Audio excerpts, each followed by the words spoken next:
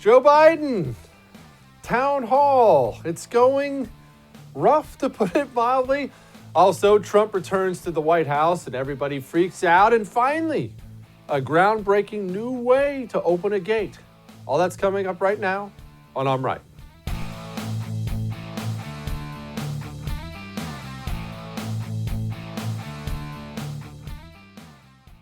As you've probably noticed over the past few weeks, month, 2 months, I don't know, I don't remember things, I've gotten more and more confident in Trump's chances for victory this November. Now, let me be clear about something. I'm probably going to change my mind again. I don't know. I generally think elections are about big things because they are about big things. Now, the problem with elections being about big things is that you and I, we spend our time talking about the little things, like Mike Bloomberg little, really small. And when you love talking about little things, you love talking about them like they're important. But elections aren't about that. Elections are about big things. Is my life okay? Is, the country itself imploding, so on and so forth. And therefore, I think Donald Trump's going to get reelected because most presidents get reelected. And a big part of why I think Trump is going to get reelected is the riots. I think these Black Lives Matter Antifa riots are going to mean the difference in the end between Donald Trump and Joe Biden. Because I have always believed, I believe now, and I always have, that people will instinctively seek out safety first. Safety first. That it's the human condition. Now, we have to fight against that sometimes. We can play things too safe with ourselves. We can play things too safe with our kids. Full disclosure, I do it with my kids. Now, I'm probably a little harder on my kids in that way than most people, but even I have to make myself do it. Go play with those other kids who are wrestling on the pavement. Part of me thinks, ooh, that's probably going to hurt. The other part of me thinks, builds character. Go. Don't play it too safe. Go off to camp for a week. Do I want to lose them for a week? No, I want to hang out with my buddies. I know it's also good for them, though, to go to camp, make friends, make enemies, have great times, get in fights. These things are healthy. They help a human being grow. So we do have to fight against this safety instinct, but isn't it the most dominant instinct out there? I mean, we as Americans, part of what I've seen that our society as a whole is, we're going sideways. Part of the reason we are is we are so safe. We are so comfortable. You and I, if you need a glass of drinking water, I promise it's just water. It's only Tuesday, stop. If you need a glass of drinking water, you walk down to the faucet and you pour yourself a glass of water and drink it.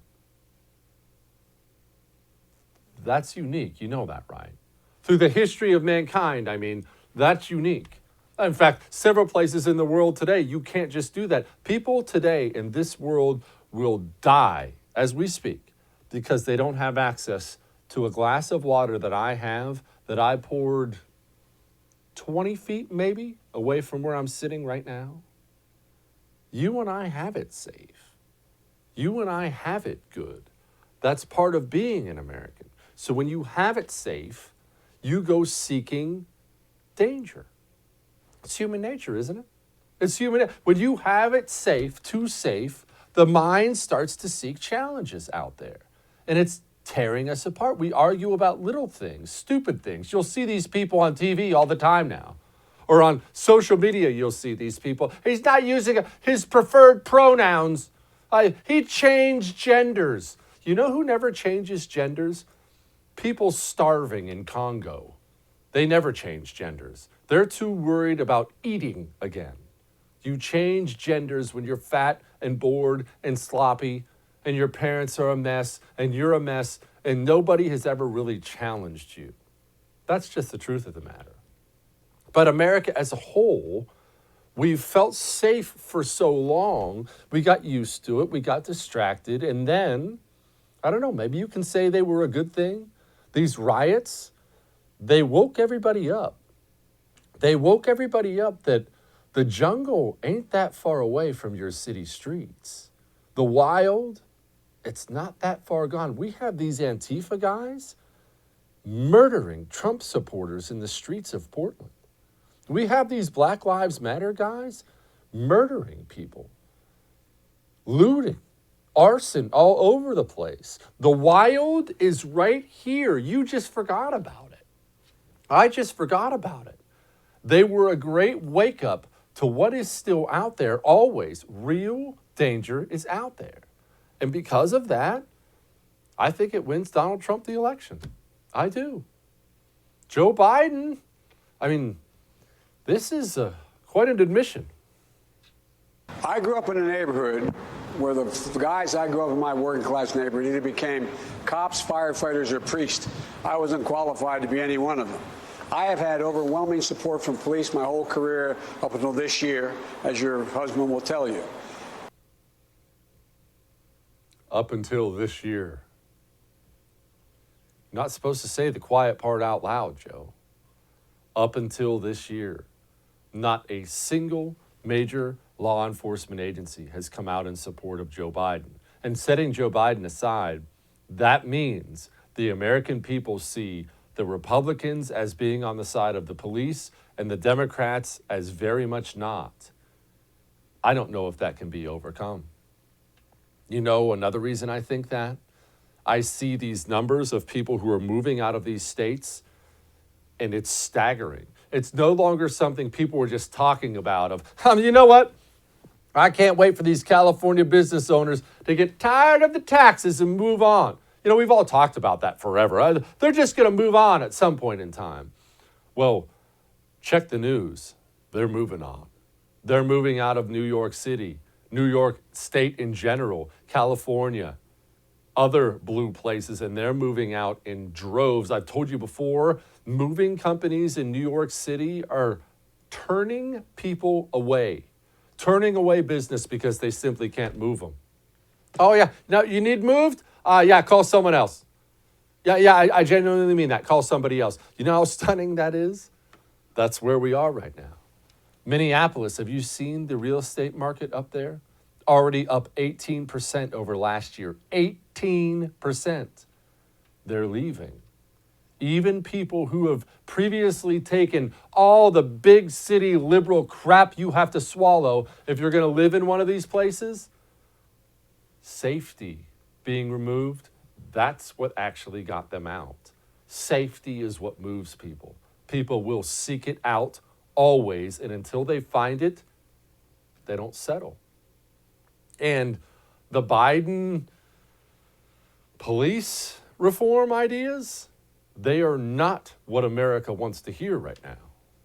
The cops are like kind of like school teachers. Everything lands on their desk, no matter what it is. Whether it's a child that's in trouble on the street, or whether it's somebody who has a mental problem, or someone who's robbing a bank. And you can't expect them to have all this broad knowledge to how to handle everything. They need more help. They need more money, as a matter of fact. But in the meantime, what we have to do is make sure there is, quote, it sounds, all the tough guys are going to say it's a silly word, sensitivity training, understanding other cultures, know what people are like, what they're thinking about, how they act, what is consistent with the culture that they're from. It's important we know that. We're a nation of immigrants. We're a nation that's so diverse. And it's very difficult to make sure police officers are trained enough to be able to know what to expect in a community. Sensitivity training? Nation of immigrants? Diverse? What does any of that have to do with things like Jacob Blake, armed with a deadly weapon? There because there's a warrant out for his arrest for felony sexual assault of a minor. Well, which culture is that? That's no culture. That's not a culture. That's a scumbag person the cops are forced to deal with. This is the problem. We're acting as if police officers having bad encounters with black people from time to time somehow means they're anti-black people. What? That's not true. They're anti-felon. That's why you're after Jacob Blake. They're not out there hunting down law-abiding citizens of any color. That's why he's out of touch. And that's really the big reason I think he's going to lose. People look at that Jacob Blake situation and they don't see a man who was unjustly oppressed. I know there are all the idiots on the left do, but most of Americans look at that and they think, well, okay, they already tased the guy. They were there to arrest him. He has a deadly weapon, but what's he supposed to do? Joe Biden trying to race to the middle now, though. And look, I guess we'll find out if it's effective. Left.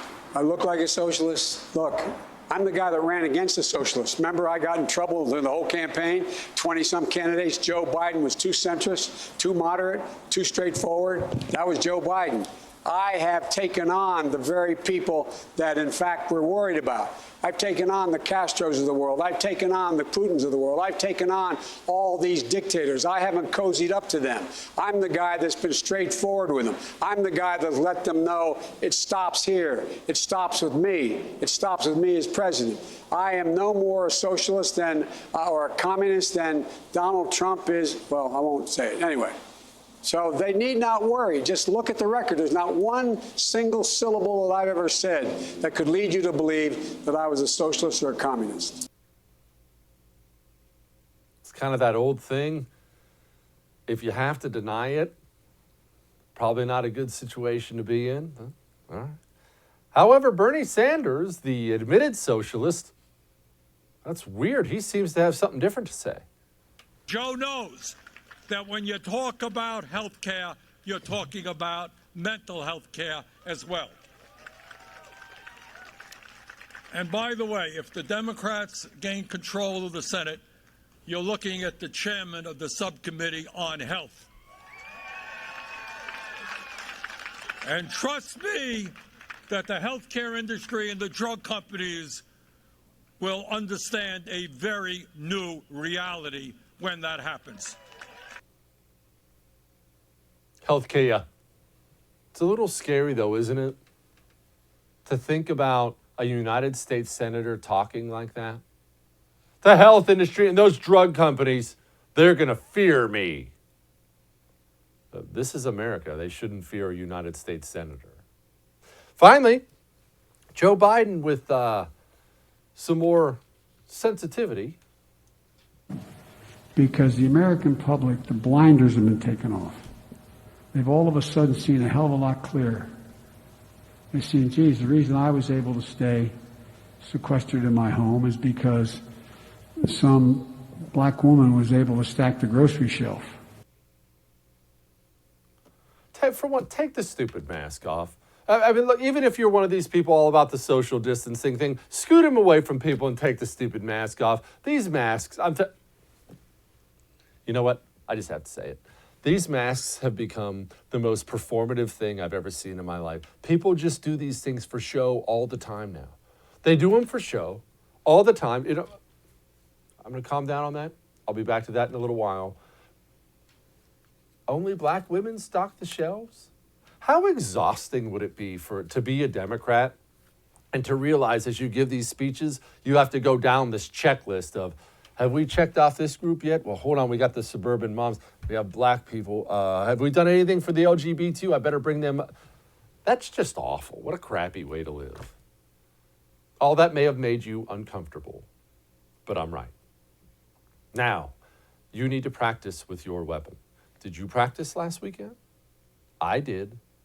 I know what you're thinking. Jesse, you probably get free ammo or something. One, no, I don't, but that's a good idea. If anyone has free ammo, please send it to me. But two, I don't need ammo. I have my iTarget. I practiced in my home. An iTarget is simply a laser bullet they will send you in the caliber of your choice for your weapon. They send you a little target with it. You put the app on your phone, and in the comfort of your home, you sit and practice with your weapon. Time and time and time again. Saves a fortune on gun range fees, saves a fortune on ammo. Go to itargetpro.com. That's itargetpro.com. Use the promo code Jesse. Save yourself 10%. We'll be back. I went on record yesterday telling you how ridiculous I thought this whole Trump coronavirus thing was. I thought everybody, frankly, was ridiculous about the entire thing. I told you I didn't even want to lead the show with it yesterday, and I realized it's the big thing in the news. You notice I didn't lead the show with it tonight either. I'm just not doing it. However, it was kind of a cool moment. Good for Trump. You know, going back to the White House on Marine One, got released from Walter Reed.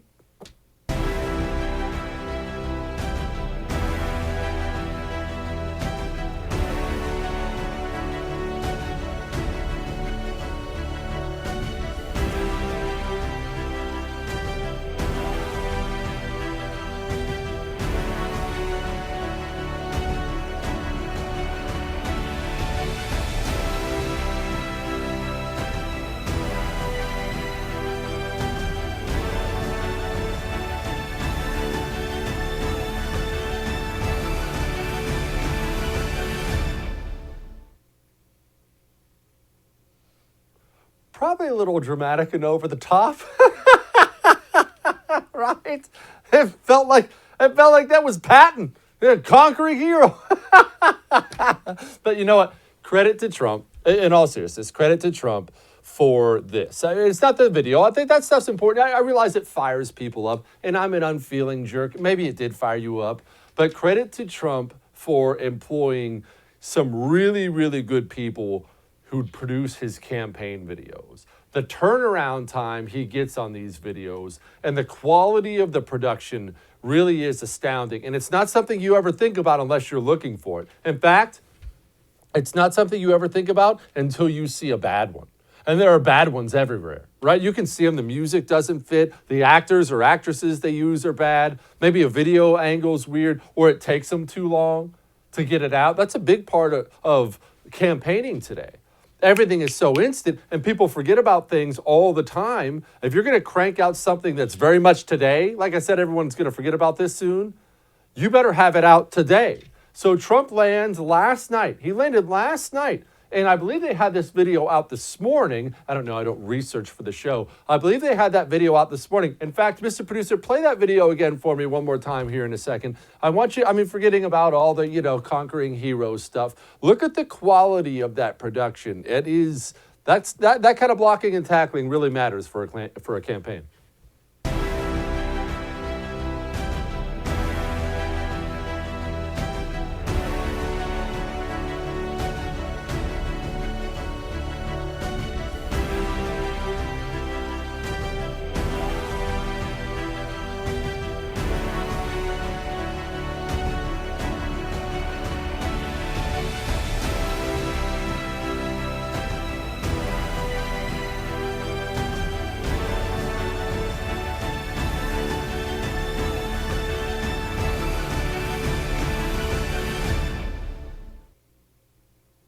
Pretty well done. Pretty well done. Now, people are waiting to hear from the president. They want to hear from the president. Donald Trump puts out a video, and I'll tell you, I like this statement. I like this tone. I just left Walter Reed Medical Center, and it's really something very special. The doctors, the nurses, the first responders, and I learned so much about coronavirus. And one thing that's for certain, don't let it dominate you. Don't be afraid of it. You're going to beat it. We have the best medical equipment. We have the best medicines, all developed recently. And you're going to beat it. I didn't feel so good. And 2 days ago, I could have left 2 days ago. 2 days ago, I felt great, like better than I have in a long time. I said just recently, better than 20 years ago. Don't let it dominate. Don't let it take over your lives. Don't let that happen. I like that. I think that is the message that the Republican leadership should be pushing to every single person in this country. Forgetting about Republicans, everybody should push that message.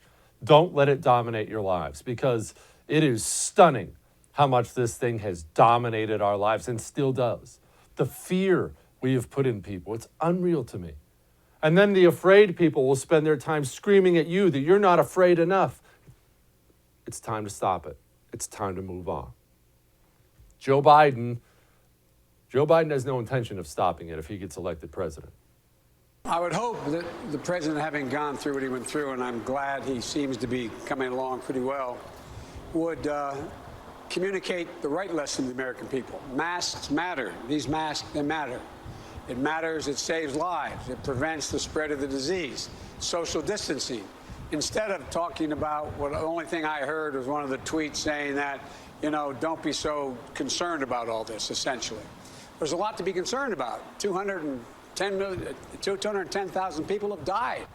You have, you know, about 1,000 people a day getting the coronavirus, 50,000 a week. I mean, so it's a great concern. I hope no one walks away with the message thinking that it is not a problem.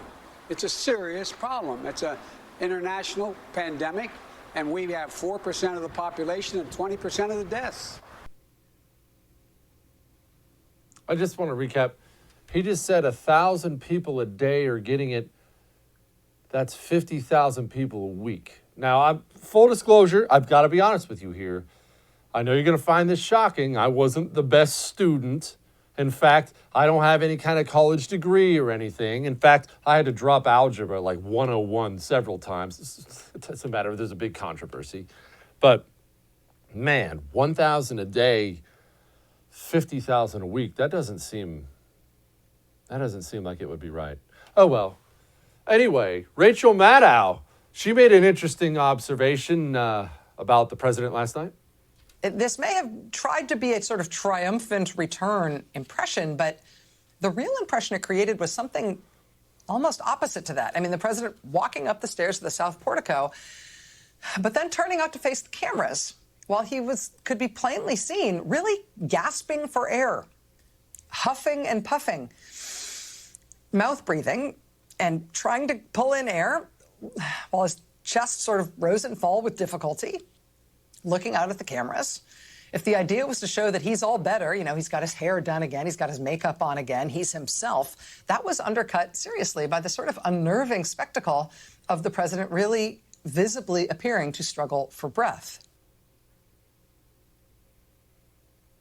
Do you think politics is weird sometimes? Especially in the Trump era. I mean, I don't want to be a prisoner of the moment. You know, I don't like to do that. I try to add perspective, maybe look at history on things somewhat. Do you think this is uniquely weird, things like that? Are we bored?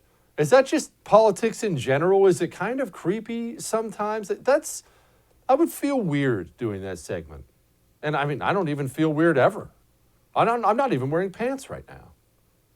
CNN reporter Caitlin Collins, she very concerned about Trump taking off his mask. But what the president is portraying by taking his mask off when he gets back to the Truman balcony to give this grand return to the White House is that everything is fine, and as he said, don't let coronavirus control your life. But that is very much still a president who has coronavirus. Despite the lights and the flags and the staged entrance that the president wants to create, he still has coronavirus, and he is only a few days into the diagnosis. Man, that's really concerning. Caitlin Collins is really worried about the president taking off his mask. I mean, there's coronavirus everywhere, right? Except this is Caitlin Collins.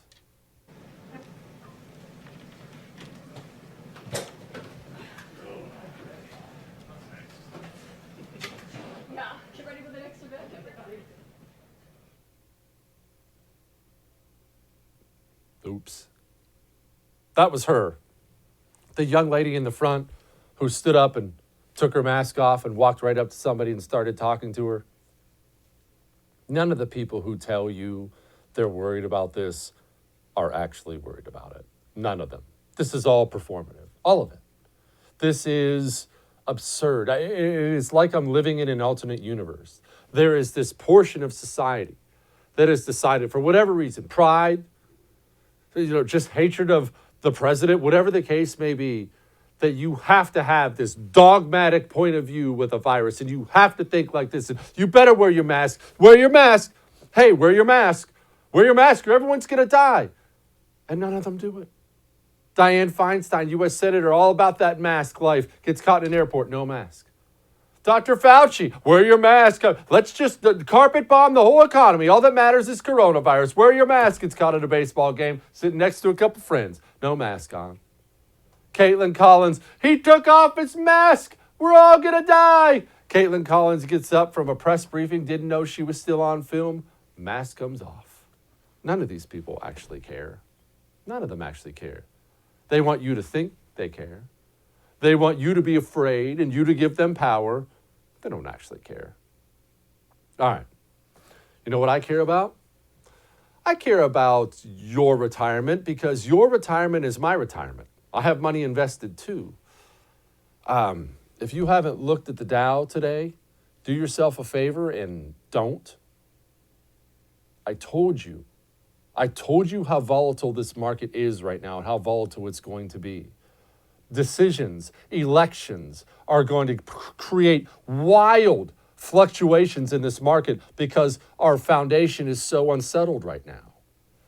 Get a gold IRA from Gold Alliance before one of these corrections is too big and you lose it all. I'm not asking you to take all your money out of the market. I would never say that. Just get a gold IRA from Gold Alliance as part of your portfolio. Go to goldalliance.com/Jesse. That's goldalliance.com/Jesse. We'll be back.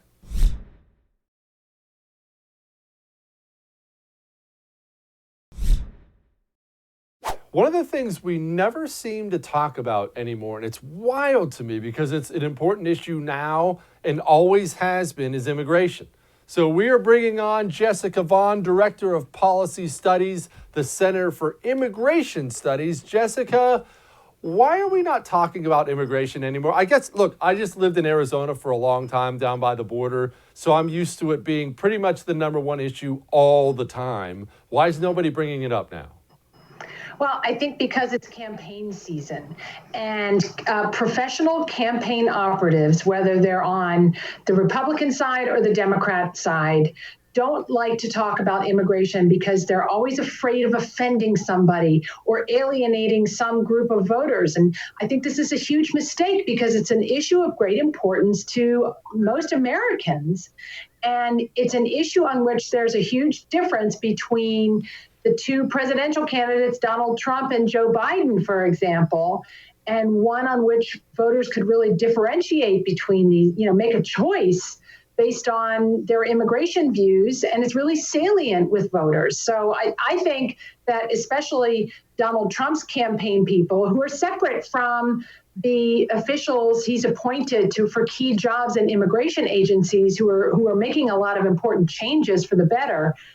But the campaign operatives are separated from them, and I think not making the most of Trump's record on immigration to help him in November. Tell me about what he's done, because I agree, and I hear this over and over again from people I trust in immigration about the strides he's made. What has he done? Give me some specifics. Well, for one thing, he's built hundreds of miles of new barriers at the border, the border wall system, which was one of his main campaign promises. And that is having an effect on not only the number of people crossing illegally, but also the amount of drugs that are getting smuggled across. And that's really important, too. He has drastically improved vetting in all immigration categories to reduce the national security risks of immigration. He's drastically cut back on overseas refugee admissions, but without a big impact on our humanitarian programs because we're processing hundreds of thousands of asylum-seeking applications each year as well. Today, he announced reforms to the white-collar guest worker programs to cut down on the outsourcing companies that use lots of these workers to displace Americans and to raise the wages of guest workers so that Americans can compete with them on more even footing and to help American graduates get jobs in this tough economy right now. And in general, he's tightened up a lot of the visa programs to address the rampant fraud that exists in some of these programs. So, there's a lot left to be done. I'd like to see more on workplace enforcement and on interior enforcement and sanctuaries. But I think his record is really very good for 4 years. Tell me about the fraud with visas. What goes on there?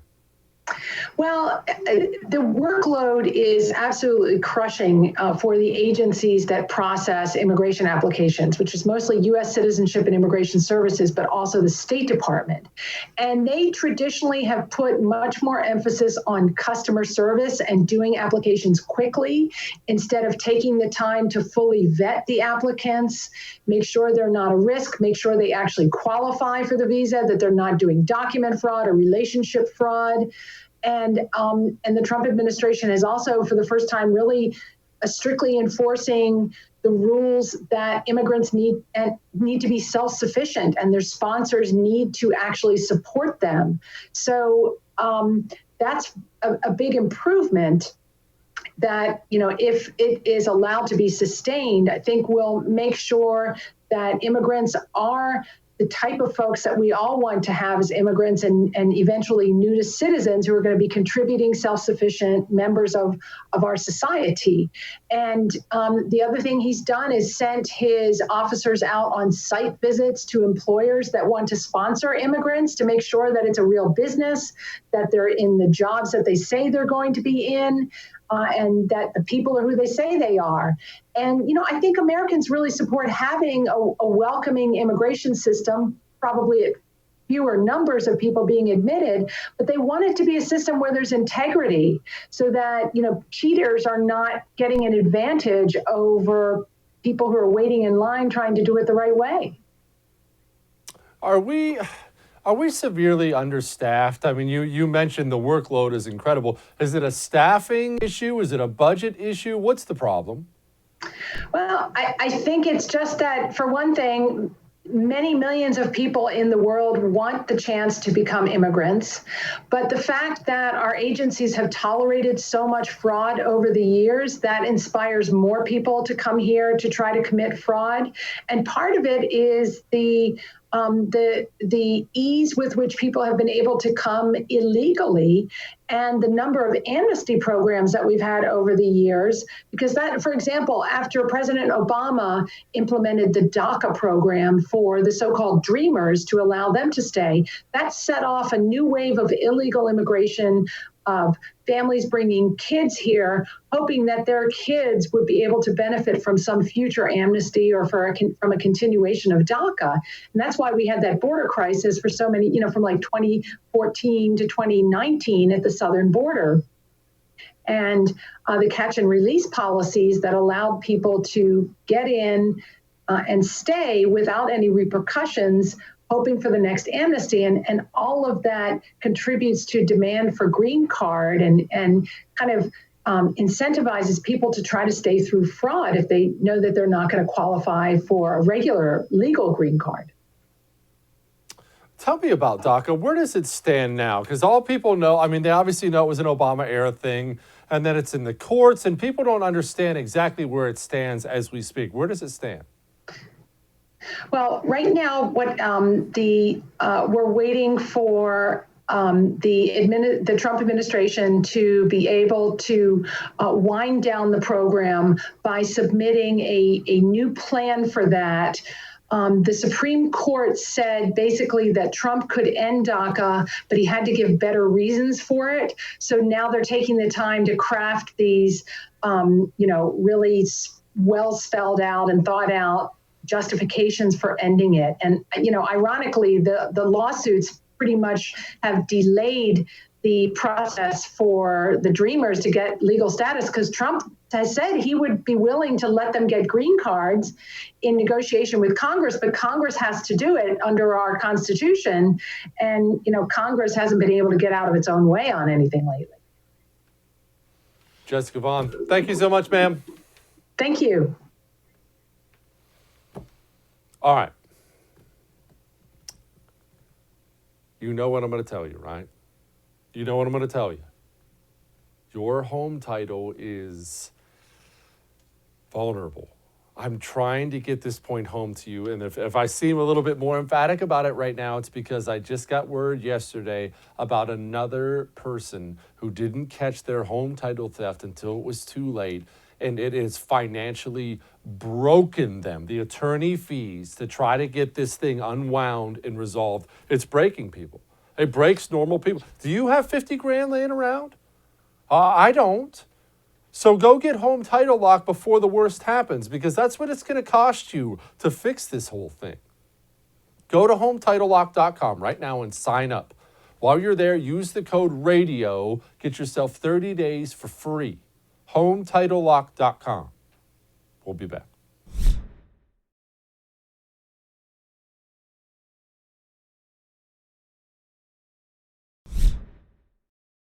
Joining me now, a lady who doesn't obviously need any introduction, Judge Jeanine Pirro. She's the author of Don't Lie to Me and Stop Trying to Steal Our Freedom. Judge, I feel like everybody's always lying to me all the time. Is that unique to this point in time? I don't want to, have a small window on life here, but it feels like that all the time. I don't believe anything anymore.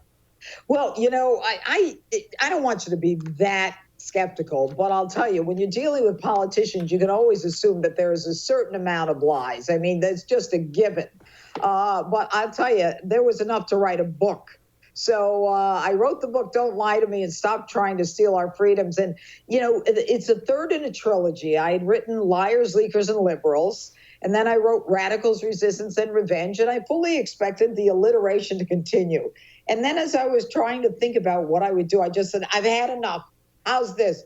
Don't lie to me and stop trying to steal our freedoms. And it just kind of stuck. So I said, I'll go with that one. Who's the worst offender right now trying to steal our freedom? I realize you probably can't name an individual because there are so many, but it's easy right now. What I hear from so many people on the right is they're overwhelmed. They feel like the left has taken over every part of the culture and everyone's trying to jack our freedom. We can't do anything. Who's the worst offender in your mind? Well, I think that not just the left, but I think that, Joe Biden in particular, I think he's got to carry the weight on this one. He is a Trojan horse for the left. He knows what's behind him and under him. He knows when he specifically talks about the Harris administration, and Kamala Harris talks about the Harris administration. Sometimes when people tell you who they are, you need to listen to them. That's number one. But the left with Joe Biden as its head, as its titular head, he even said, I am the Democrat Party. He's got to carry it. He wants you in your basement. He wants you afraid. He wants to open the borders, defund the police, and take away our guns. And that doesn't work for me. It doesn't work at all. Using a pandemic that is then weaponized politically, that doesn't allow people to then go back to work, arrest people who go to work, like that hairdresser, and I'm not sure, I think it was Louisiana, or, people in New Jersey who had a gym that they wanted to open up, they get arrested, or, people who simply want to make some money for themselves, to have some dignity and self-concept. Nope, you're not going to work. We're going to arrest you. Now, you want some weed? You want some alcohol? Hey, have at it. No problem. You want to go to church? Not so fast. You can't go to church. All right? Even the United States Supreme Court. You want to go to Caesar's Palace? Terrific. You want to go to a multi-theater 18 Cineplex? Have at it. No more than 49 of you can go to church. Where's this coming from? We're a country founded on Judeo-Christian ethics. You want to stop me from going to church? But now if they want to protest in tens of thousands without a mask, hey, it's their time in history. They can do it. It's okay. But then they say to us, wait a minute, now we're going to shut down parts of New York City again. Restaurant owners in New York City were told in September they'd be able to open up again. And then at the end of September, they were told, well, we got to do a few more things. And October, well, maybe not so fast. Now it may be November. Between the pandemic and the protests that were not peaceful, all you've got is lies and lies that are impacting the ability of Americans to be free. Judge, you brought up the church closures. We've got Cuomo out there today talking about threatening Orthodox Jews in New York. And my question this entire time is, although I've been, anti-lockdown the whole time, I've been asking, this can't be legal, right? I mean, this cannot possibly be legal. How is everybody not being sued right now? Well, it's unconstitutional. It is illegal. You are absolutely right, Jesse. And the bottom line is that it's up to Americans to say, you're not going to do this to us. You cannot tell us we can't go to church. It's a First Amendment right, the right to express ourselves freely and to be able to choose the religion of our choice. You're telling us we can't go to church, but you're saying it's okay if you want to buy weed or if you want to protest in the thousands. I mean, the problem, Jesse, is I think that a lot of Christians, I think they kind of turn the other cheek. But I think that the Orthodox Jews in particular in New York City who are not allowed to attend funerals of your loved ones, I mean, that's an outrage. It is an outrage. And then Cuomo says, what did he say today? It was another lie by another lefty. That he didn't send COVID-infected people into the nursing homes? Now you didn't send them in? Are you kidding? It was at your directive that they went in. It's at your directive that 10, 12,000 people died. You're the one who put the fox in the hen house, Andrew. You're the one who lied about it. You're the one who got the law passed to give everyone immunity. Stop the nonsense. And Americans need to understand the left is joined at the hip with this idea of lying to us so that they could grab raw political power, take away our freedoms, our First Amendment freedom of speech. Jesse, you say something that's not politically correct and you trigger someone, your very presence, you'll lose your job. They can say, I'm uncomfortable, I'm triggered by her being at work next to me. I don't want her near me. And you lose your job. This is not the America that our founding fathers founded. And then they want to say, you can't go to church. Who are you to tell me when and where and how I can go to church? You do not have that right. And then Kamala Harris, I can take away your gun. The Constitution doesn't stop me from doing that. This is a Marxist effort. Joe Biden is a Trojan horse. It's a Marxist operation. And Kamala Harris, the most leftist senator in the Senate, she can say, I was a DA. I was the attorney general. She is as much a chameleon and her spine's as wiggly as a worm. Because when she was a DA, she was putting people in jail for marijuana, and then she's token apparently on a radio show. And then, it goes on and on. She used to be pro-police. Now she's pro-criminal, raising money for the Minnesota Bail Project for child rapists to get out of jail and getting 5 million people telling them go out and raise money for the protesters. These are anarchists. These are criminals. The leftists are the one who want bail reform, which means they walk out of jail as soon as they get arrested. Yeah. Judge Jeanine Pirro, go buy her book called Don't Lie to Me. I appreciate you, Judge. Thank you. We are not quite done yet. We'll be back.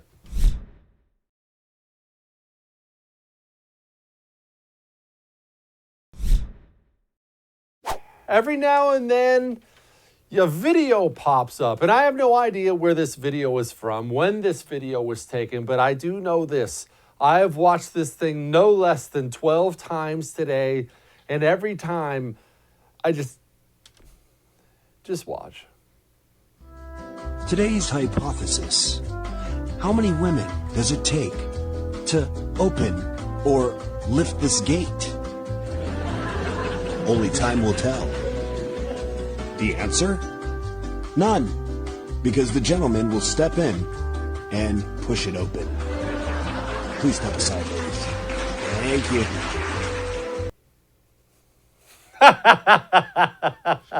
Quit. We can laugh on the show. What else can we do anymore but laugh? All right. I'll see you tomorrow.